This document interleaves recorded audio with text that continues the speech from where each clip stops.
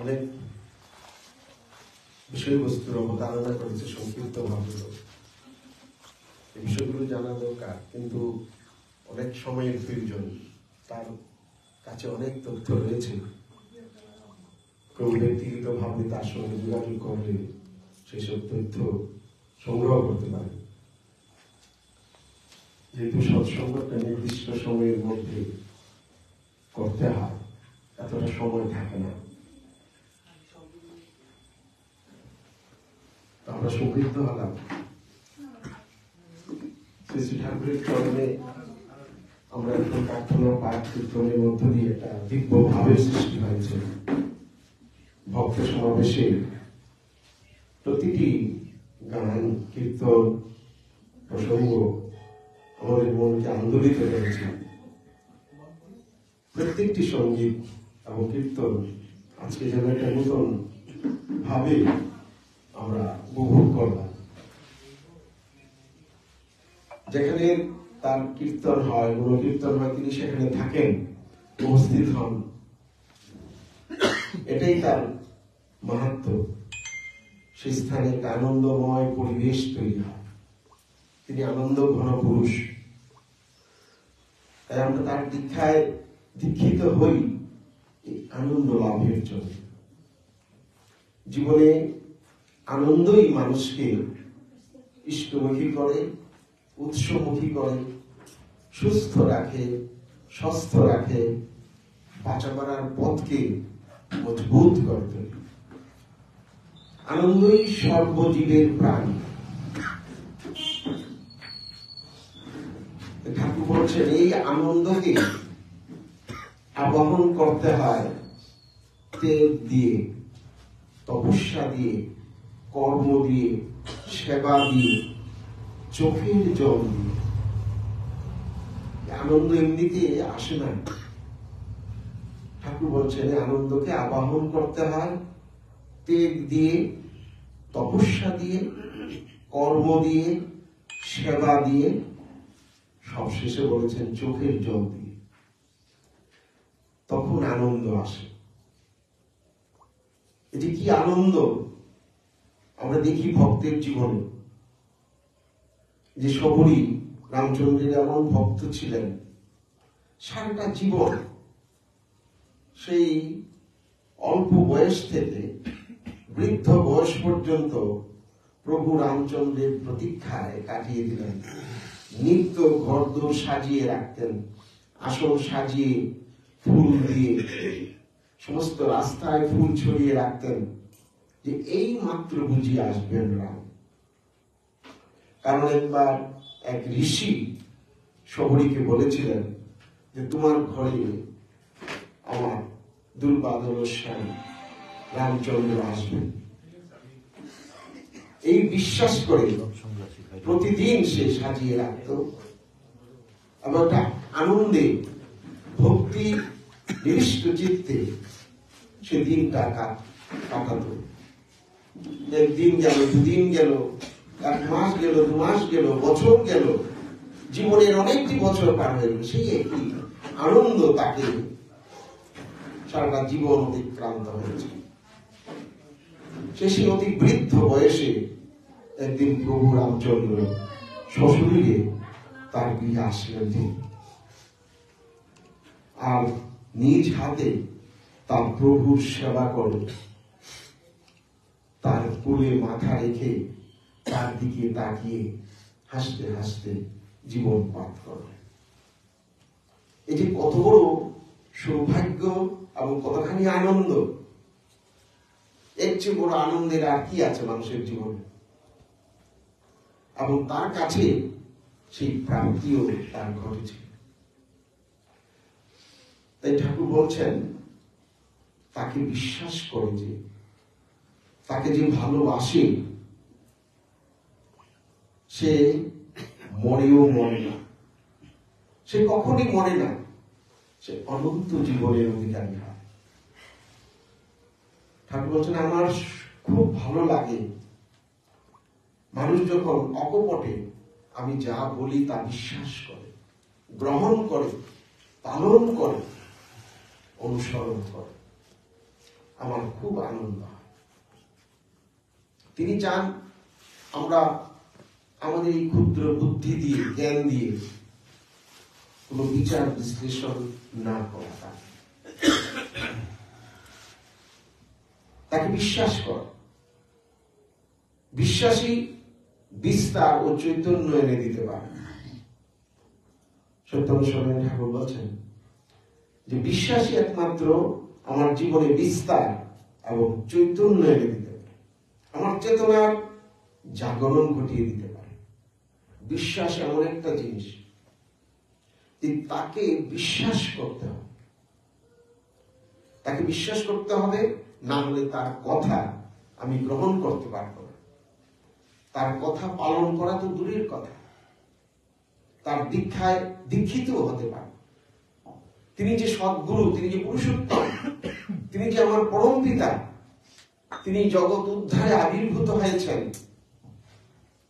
আমারই জন্য, তিনি, এটা যখন মানুষ বিশ্বাস করে তখন তাকে গ্রহণ। আর মানুষের তাকে যখন গ্রহণ হয় তখন শয়নে স্বপনে আহারে নিদ্রায় চলায় ফেরায় তার মুখ মনে পড়ে, তার কথাগুলি মনে পড়ে, তিনি আমাকে কি করতে বলেছেন। যে ঠাকুর বলেছেন উষায় নিশায় মন্ত্র সাধন, চলাফেরায় জপ, যথাসময় ইষ্ট নির্দেশ, মুক্ত করাই তব। ঠাকুরের এই যে বাণীটা, এটা আমার জীবনে কখন মূর্ত হবে? আমি যখন তাকে বিশ্বাস করব। তিনি বলেছেন সদাচারে রত নয়, পদে পদে তার ভয়। অন্যে বাঁচায় নিজে থাকে, ধর্ম বলে জানিস তাকে। মাছ মাংস খাসনি আর, পেঁয়াজ রসুন মাদক ছাড়। এই যে নিজেকে তার কথায় অভ্যস্ত করে তোলা, এটা একটা বিশাল সাধনা। একটা বাণীও আমার জীবনে যদি আমি মূর্ত করতে চাই, তার কৃপা, তার দয়া ছাড়া অসম্ভব। তিনি কৃপা করলে তবে সেটা আমার মধ্যে মূর্ত হয়।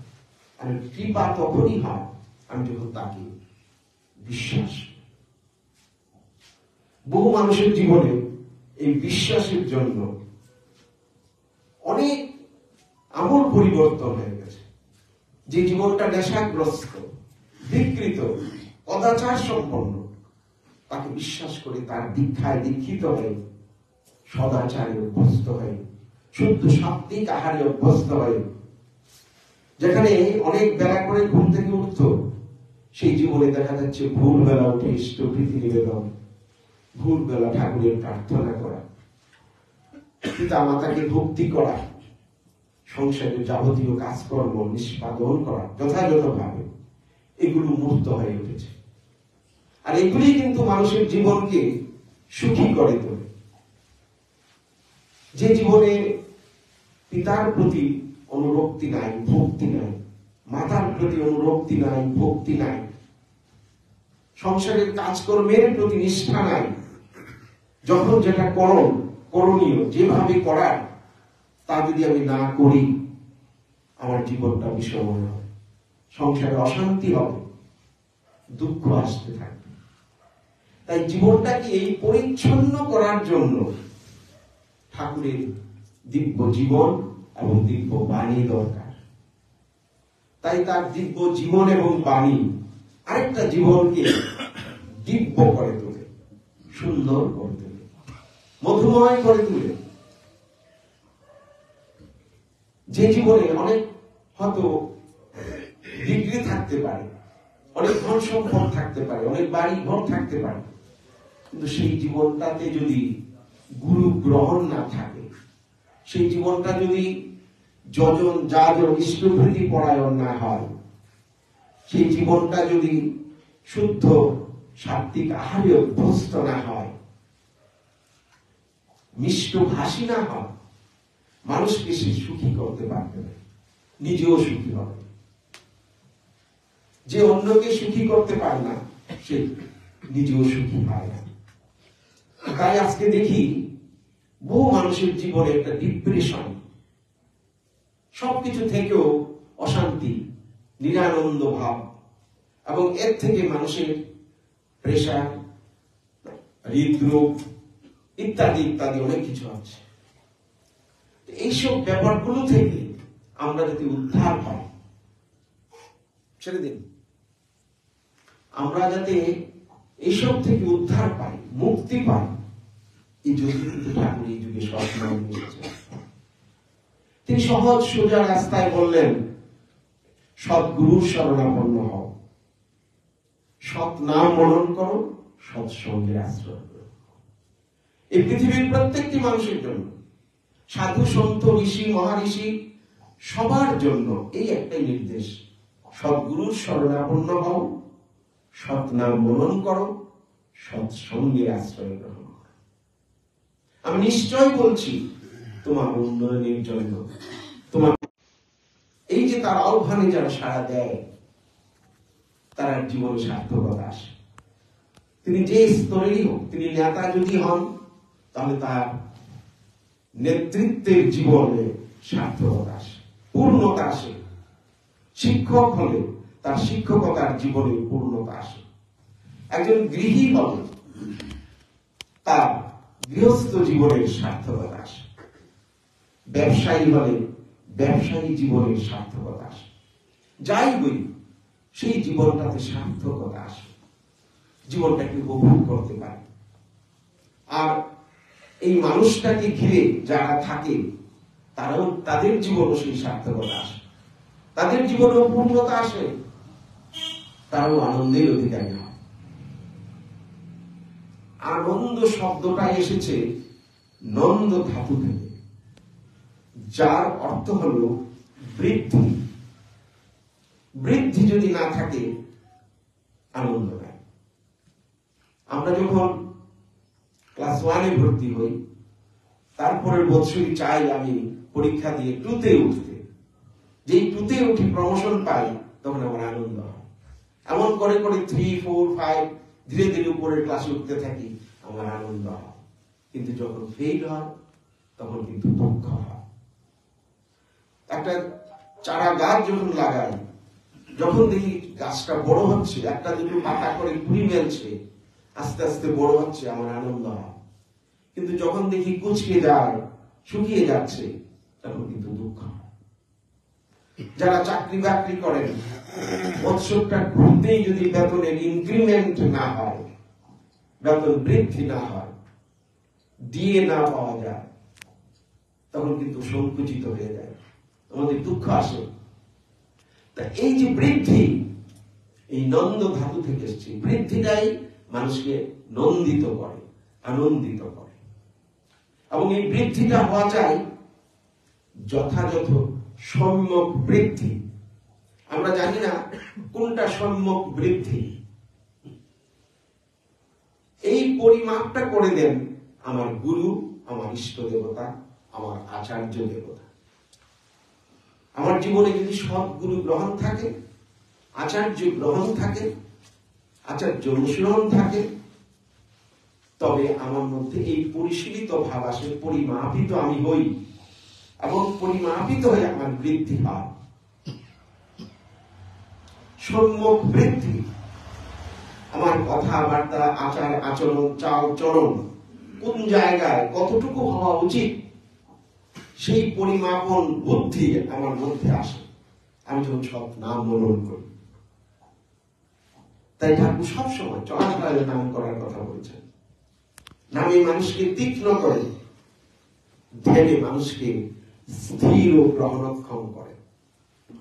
তাই নাম ধ্যান আমাদেরকে পরিমাপিত করে, পরিশীলিত করে, পরিমার্জিত করে, একটা সুন্দর সুনিয়ন্ত্রিত জীবনের অধিকারী করে তোলে। আমরা সুখী হই, পারিপার্শ্বিককে সুখী করে তুলতে পারি। পরম পিতার চরণে প্রার্থনা করি আমরা সবাই তার মনের মতো হই, মনের মানুষ হই, সুন্দর একটা জীবনের অধিকারী হয়ে পরম পিতার চরণে তার সেবার ফুল হয়ে তার চরণে নিবেদিত হই। তিনি প্রীত হন, নন্দিত হন, আচার্যদেব প্রীত হন, নন্দিত হন। সবার মঙ্গল কামনা করে আমি শেষ করছি। জয় গুরু। জয়।